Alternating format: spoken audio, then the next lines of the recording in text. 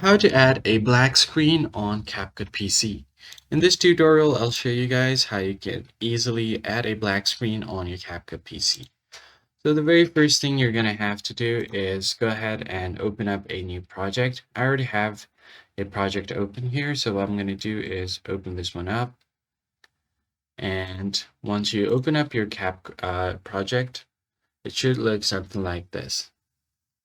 All right, so let's say if I want a black screen right in between this video, what I'm going to do is first split the video. You could also use your keyboard shortcut, Control+B, and it will automatically split the video into two parts.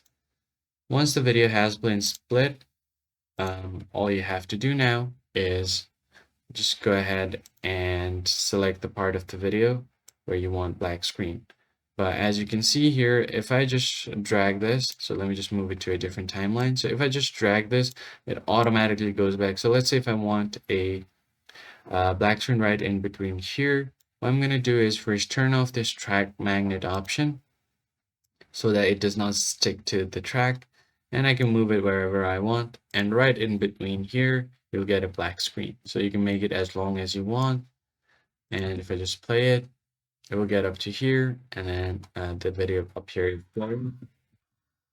And right here, you get the black screen. So that's pretty much it, guys. I hope this tutorial was helpful, and I'll catch you on the next one.